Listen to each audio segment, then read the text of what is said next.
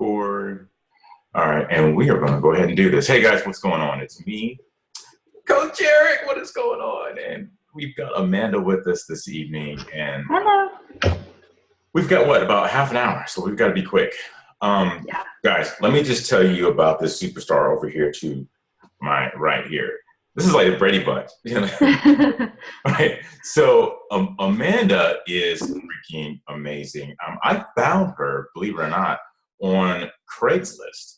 And the wonderful thing about Amanda is that she has really just been diligent in her efforts to be successful in this business. You know, she's not the type that just like popped off and then just, instantly got to Emerald and just had all these, no. She just said, okay, you know what? I'm going to make this work. And she's never flustered, frustrated. I've never seen anything like that from her. And everything just kind of culminated over the last few weeks where she said, okay, Eric, I've got this idea. I think I want to run with this Pinterest. No one has really talked about Pinterest. I mean, we talk about it like, yeah, that sounds like something we can do. But she took this from the ground up, no guidance from, not from me or anyone on the team, and really just took things to the next level. She has created a system that can be easily duplicated, that has really just took her business to the next level. I believe she's made several sales. She has a new coach as a result of this, and we are just very blessed to have her selflessly share her method that she came up with this evening. So Amanda, I'm going to go ahead and let you have the floor. And guys, as you come on, make sure that you mute yourself. Okay. Thank you very much, Eric, for that introduction. I do want to clarify, I did have a little bit of not training, but there was a webinar, or not a webinar, a team call that Katarina did with Jennifer Joyner, probably maybe April-ish, I think. And that's what kind of sparked my interest in Pinterest as a Beachbody, a way to utilize it with Beachbody. So I took that kind of to the next level, though. Like anything that she talked about, I wrote it all down feverishly, and I researched it a lot. So, so I would like to go ahead and start the presentation, and I'm going to share my screen with everyone, I do believe. And bear with me a little. Okay. So this is the presentation, and basically we're going to go over how to use Pinterest for Beachbody. And there are a few things that I want to tell you. Pinterest is awesome, and you're going to see my love for Pinterest come out because I'm going to get all excited. So I apologize for that. But Pinterest is basically a collection of people's hopes and dreams for the future. It allows you to see inside of their dreams and their vision for their life. And basically, if you look at anyone's Pinterest board, no one is really satisfied with their life as it is. So they're always looking for ways to improve on their life, which I know I use it for that as well. Yes. I'm going to interrupt really quick.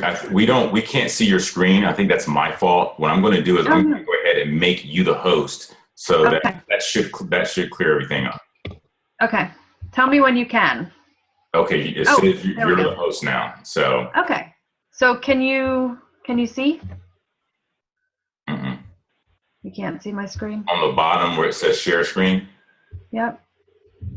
Share screen only, desktop. Do desktop. Okay. Can you see it now? Mm-mm. Nope. Mm-hmm. How about now? Can you see it? It says Amanda has started. Okay, here we go. Now you got it. Okay. Sorry about that, everyone. Okay. So let me go back. Okay. So now you can see my screen. Can I minimize that? Hide thumbnail. Okay. So going forward, not Windows 8.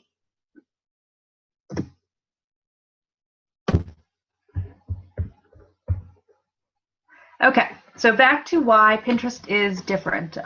People basically use it, like I said, to change their life. So it's an awesome tool. A couple things about pinners: they're ambitious, they're seeking support, and they don't have their guard up like people on other social networks. They're very open. Like I've left like 2 comments and people are like, "Can you help me? Please help me." And I'll show you an example of that later. And it's basically like Facebook is not designed for people to like network. It's designed to keep people in their own little world, like with their own friends that they know. Pinterest, you can meet anybody in the world, which is amazing. And it encourages you to think outside the box. And did I mention that I love Pinterest? So I want to go over the steps. Step 1 is setting up a business account. Now, you go to Pinterest.com, you click sign up, and you fill out all of the information on the form. I have created this presentation for you guys, and I will set it up as a PDF and I'll upload it to the group page, but I really wanted it to be a tool for you guys to use after this presentation. You can share it with your downline, you can do whatever you want, but it really has every single detail that you need. So I'm not going to go into all of those little tiny details because I'll share it with you. But I just wanted to let you know that it is very detailed, so you can actually use it as a tool to train your team. So you're going to sign up, fill out all the information, and go into the About section, correct your website link, and you can actually verify your website so that way it makes you more authentic on Pinterest, which is great. You can, if you already have a Pinterest account, this is something that a lot of people have asked me, do I want to create a new account or do I want to use the old account? My suggestion is to create a new account with a branded name, and just set it up as a business from jump. Because when you have an account that you've had, like my other Pinterest account, I had it for like 5 years, I think. Like since Pinterest started, I was part of the beta group, and I had so many pins that I would not want to go back and resource pins because it would just be a mess. And I'll tell you what resourcing is in a minute. But so this is just an example of how you will do that. How you will set up your business account. One important thing is this little thing right here. It says also use sites that you visited recently. Make sure that's off, because if your kid is like researching their science project, you're going to get those pins in your feed. So that's just a little tip. Setting up your profile, you want to make sure that you fill out your description and let people know what you're about and what you can do for them.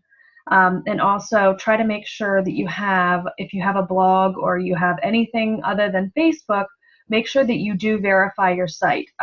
There are instructions online. You can just Google like how to verify my website on Pinterest. These are some other settings that are helpful. You can't really do much with the likes, so I turned off that notification, and actually Eric suggested that, which was great because I was getting so many emails just from people liking pins that I was just overwhelmed. So I did turn that off, and it did cut down on my email a lot, which was great. One thing you also want to keep on is for business. They have Pinterest tips and how-tos that they will email you. They will also announce new features. So you want to definitely keep those on because they will send you those notifications, which is awesome. The next one is social networking. So you want to try to link all of your social networks here because they're going to show up on your profile, and I'll show you that in a little while, as little icons that people can click on, and it's going to take them directly to your page, which is awesome. I would also suggest to not post your activity to your timeline because it's just going to fill up your news feed with Pinterest posts, and people are kind of going to get annoyed by that, I do believe.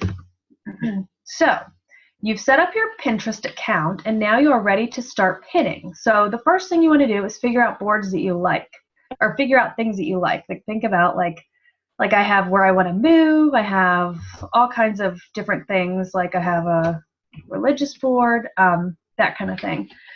You want to fill them with content that's created by you, which are pins, and created by others, which are repins. you want to keep the board name simple and easy to understand. So yummy is not necessarily the best description for a food board. You want to say like recipes I would like to make, or like you see I have Body Beast recipes there, things like that. You can rearrange boards and covers often depending on the season. So I have a Halloween and fall ideas board up here just to kind of get people interested in my page in general and stay engaged. Think of each board as a room in a museum and curate it accordingly. This is extremely important. So you don't want to put just random junk in your board. People actually like really follow your boards and they really spend time looking through them. So you want to make sure that everything that you have to offer is reflective of that board title, because I think people get kind of like, not annoyed, but from all of the podcasts and things that I've listened to, it seems like it's like a pinning faux pas to just put like random stuff in your board. So just be aware that you're the curator of your own Pinterest museum. Also, you want to put the boards that are followed the most up at the top, because those are the boards that other people are going to be the most interested in. My most followed board is my fitness, motivation, and inspiration board, and I have it at the top, but I don't have it as the first thing because I want to attract people into other things. Like I have a P90 board for the new P90 workout. So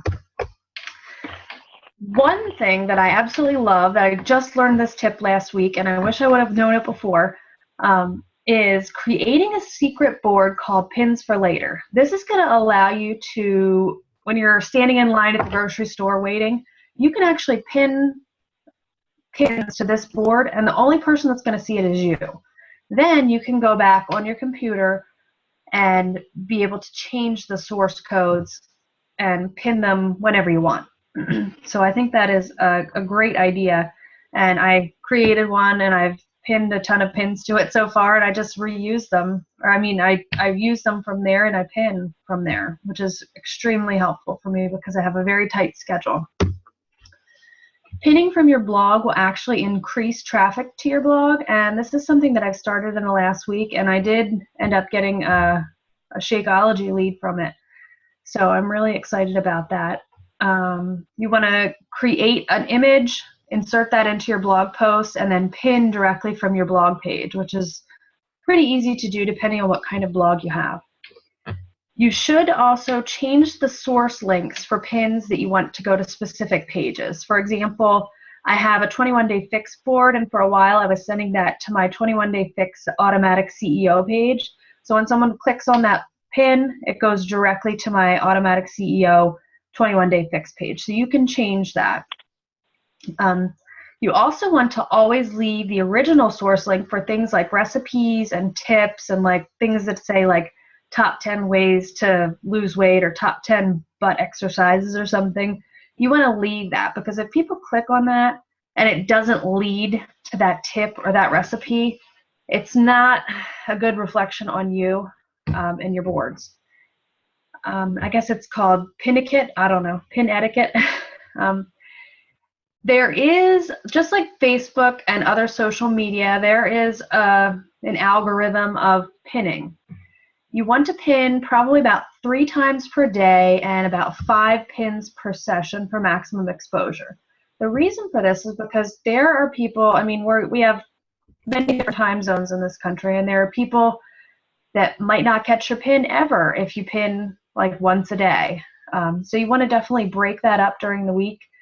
And I also found out that the more you pin and the more high quality your pins are, quote unquote, like just not spammy, they will actually lead to the top of your followers' board, like general Pinterest feed. So that's a very good tip. And I actually just got an email about that right before this webinar. So Pinterest is kind of changing things to be more like Facebook, where it suits people's interests instead of the most recent pins from the people they follow. You want to repin your boards also to multiple boards when relevant. including group boards. I've stayed away from group boards so far because I really didn't understand them, but I'm starting to understand them a little bit better. And they get you more exposure through, you know, many, many, many people. So anyone that pins to a group board is going to show up in the feed of your followers. So that is pretty cool. But like, let's say I did a Shakeology pin the other day. So I pinned it to Shakeology, and then I also pinned it to fitness and motivation. I pinned it to recipes, and I pinned it to like clean eating, a lot of different boards, because people might not follow all of your boards. They might follow just one of your boards. So it's important to pin when relevant to other pins or to other boards. You want to try to also get creative with your own pins. People love new sayings, funny inspiration, funny quotes, and I will have a resources slide at the end for ways that you can create really effective pins. So this is like the anatomy of a pin. This shows you up in the upper left-hand corner the number of repins. This pin right here is like my gold mine. I just randomly pinned it one day and I didn't think anything of it. I was like, wow, that's a big blob of fat. Well, everybody else loves this pin. This pin has been, I'm sure it's actually more than that. It's probably like 1,700 times by now. This was a couple days ago.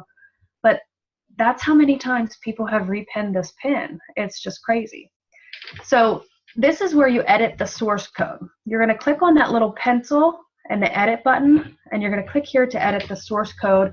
And you can actually change the description as well.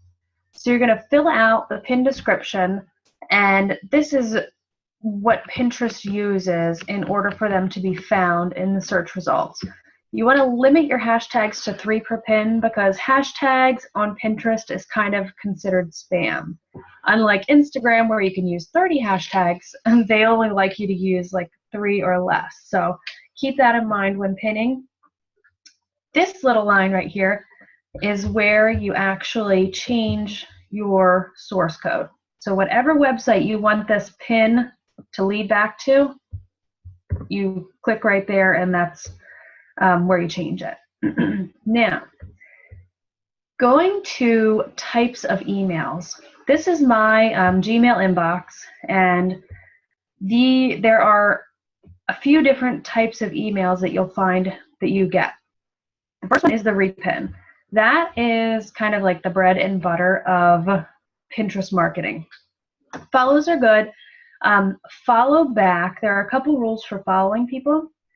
You want to follow back if you're not already following, and only if they are a person. I wouldn't follow businesses because that's going to fill up your feed with unnecessary like salesy stuff. And also make sure that the person you're following has at least 300 pins, because most of the accounts that don't have at least 300 pins are usually spam. So, and I'll show you an example of a spam account later. These are that responded to your comment. That means that I've already engaged that person in a conversation and they're responding back to what I had to say. So these are also really important, and these should be the top priority when you're opening your email, because you always want to respond back to people that have already started engaging with you. This is what a responded to your comment email looks like. So up here you see her name, responded to your comment on look at how much a pound weighs. And it shows the history. When you click on it, you're going to see this is what comes up. So you can see the history of the comment. And this is what the original tag of the pin said. And then I said, hey, Amelia, thanks for the repin. How is your fitness journey coming? And this is like what I do standard. You could do anything. Let's say somebody repinned a fashion pin, like a scarf or something that you like. Say, hey, so-and-so, thanks for the repin. Do you know where I can get this? Or, something like that. Just engage them in a question, with a question, and start a conversation with them. But I always like to do the fitness pins because that's where my comfort zone is. But if you have a comfort zone elsewhere, I encourage you to do that and try to convert them back to fitness. So she said, "Hey, Amanda, I'm in the beginning of my journey and still learning." And I said, "That's often the best place to be. It's fun, exciting, and a new experience. What is your fitness routine?" Usually my second question is, what is your fitness routine? Because she is going to let me know either A, she doesn't have one, which she doesn't. B, she's doing something, she's not really having results. C, she is having results, but she's bored. Like, there's a million different things that they can respond to. So this is extremely helpful. So the main thing that you want to make sure that you do is never, never, ever not ask another question, because that's how you keep them engaged and keep them going. So eventually I'm going to invite her to my free clean eating challenge, but I'm still engaged in conversation with her. So I didn't yet. But this is what a Repin email looks like. So basically you see the challenge group right here. When you get this email, you don't want to click up here. This is actually the original pin on your board. So the pin that you want to, or the link that you want to click is right here. If you click up here, it's going to go to your board. If you click down here, it's going to go to their board. The second step of this process of engaging is finding your pin on their board. So if it was a recent pin, it's going to be more near the top. And I already kind of went over all of this in the previous slide by showing you what I say.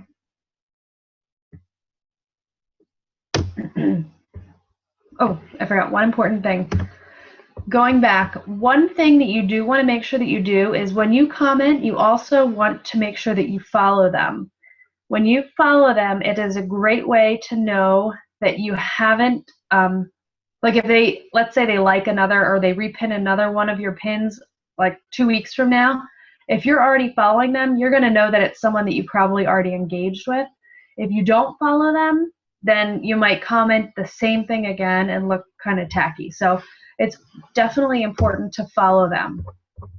Hey, this is an Amanda, yeah. really quick, if you could go back, because we've got some coaches that are a little bit new. Can you very quickly kind of explain what this means on the bottom by forming them? What is forming?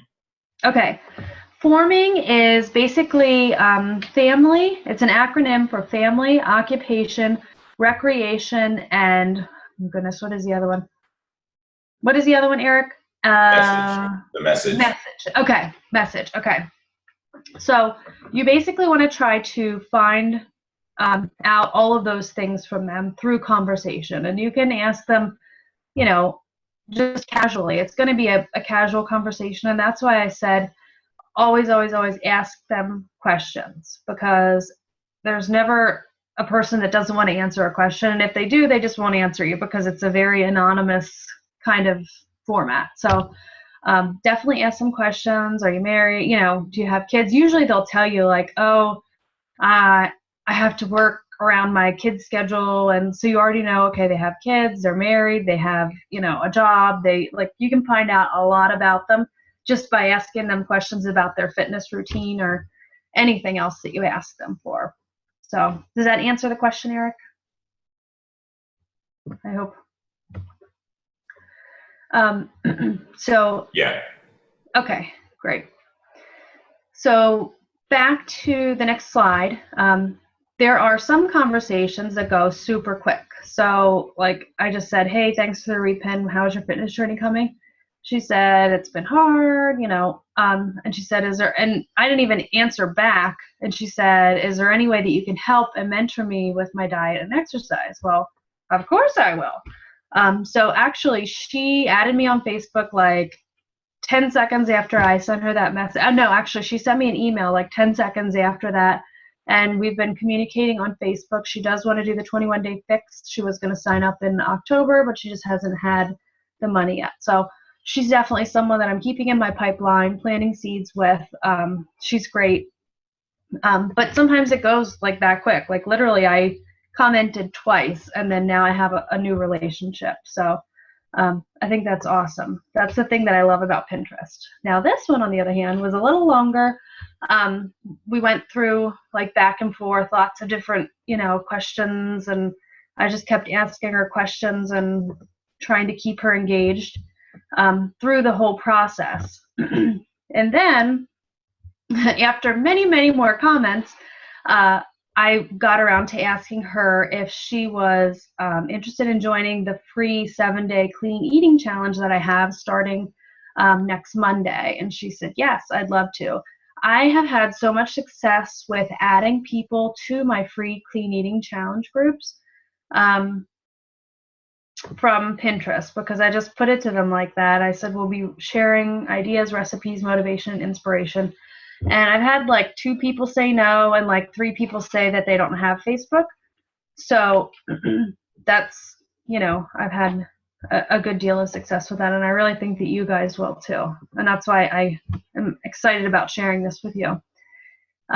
So there's another thing that I want to tell you, how to keep it organized, because you're going to get, like, my inbox right now has like 1,300 emails.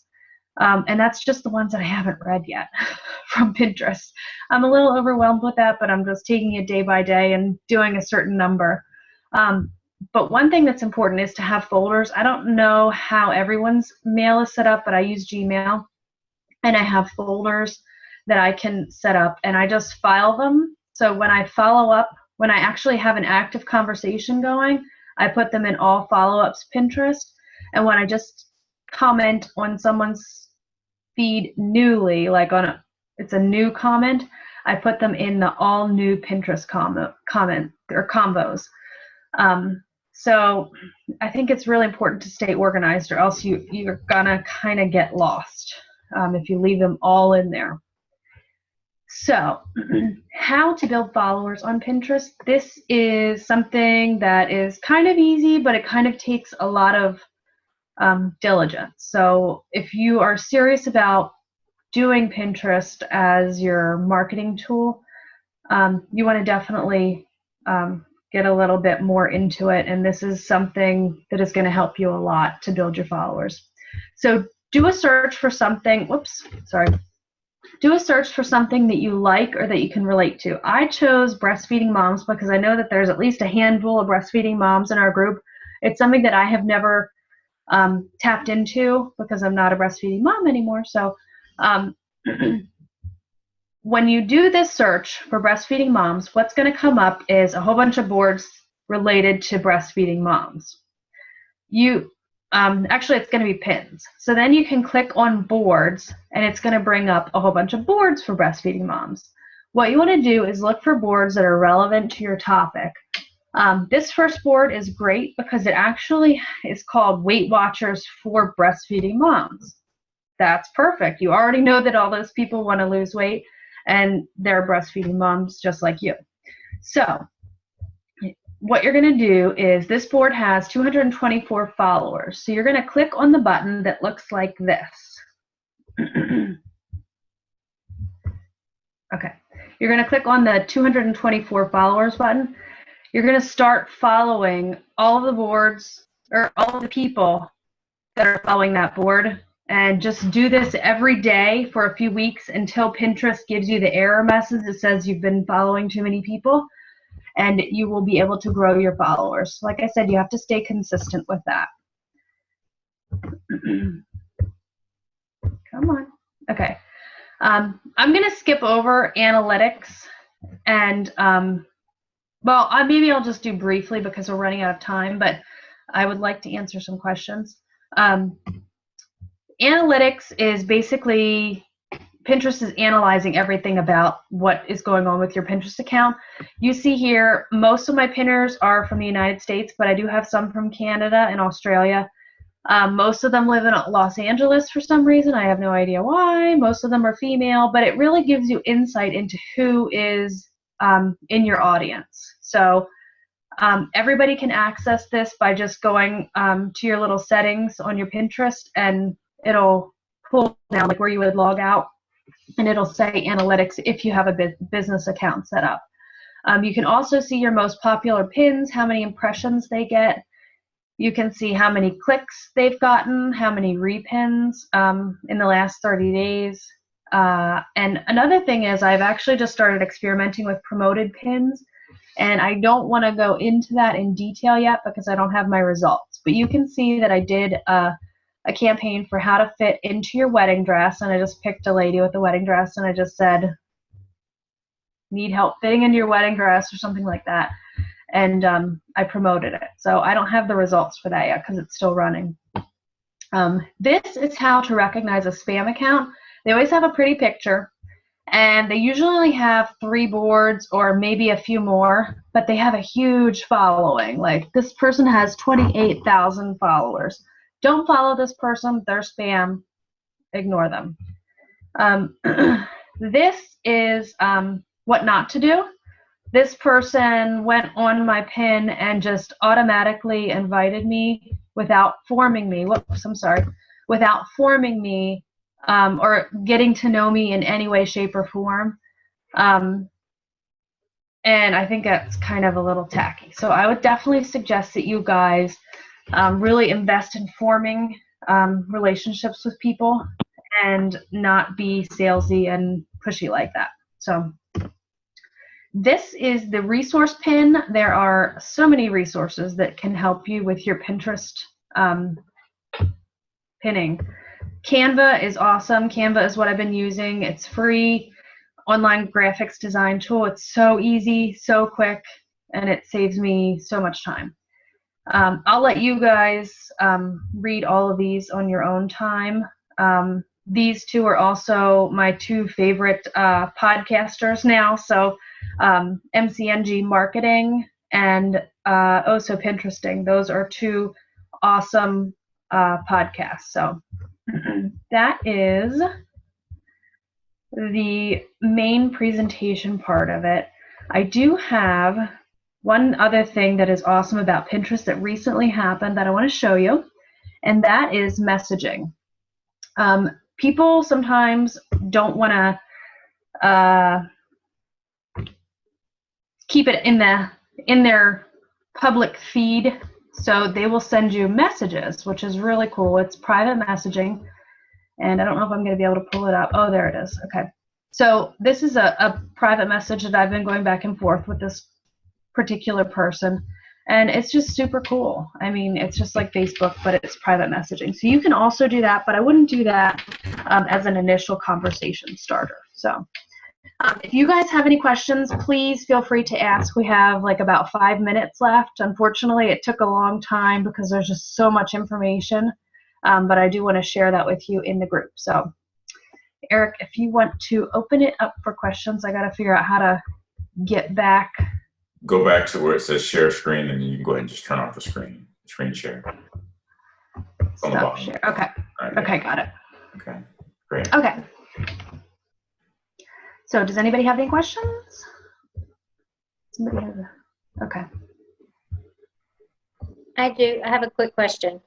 Yes. Hi, Mary. Hi. I do not have a business account.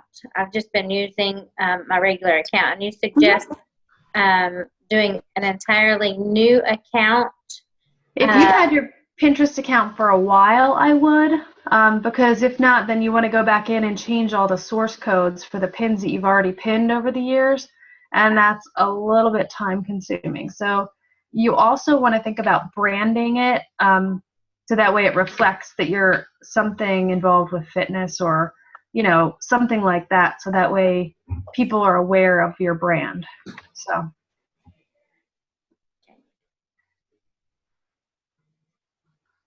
Anybody else? Hey, Amanda. I've got some questions. Great job. And sorry, I was going in and out. My internet was flickering, so I apologize if you had gone over some of this stuff. First of all, I was curious, do you create your own pins ever, or do you just grab stuff from other people, and what do you recommend doing? You want to do both. You want to create your own pins, and I've recently started creating pins that I use on my blog, and then I actually pin directly to my blog because I have a pin it button on my blog. So then that way when people click on it, it automatically leads them back there, and I don't have to change the source code. You can create your own pins and just upload them and make it sourced to somewhere else too. That's completely fine. But repinning is also good too, because then you're interacting with people. They see that you're repinning your stuff. They're going to look at your boards. It's a way to stay engaged with people. How do you create a pin? Canva is a really great way to create a pin. So you just go on there and click on like social media, put a picture up. I always just do Google image search, put a picture up, and then, put some words over top of it or whatever you want to do. And I don't have a blog or anything yet. I would like to get one in the future. I noticed you pin all your stuff back to amandatentofitness.com. Yeah. So if I don't have that yet, what do you recommend I do? Just not put it in there? No, you could pin to your Facebook page. You could pin to your like page. You could, just to get people, you basically want to lead them back to you, because you are the brand. So. Okay.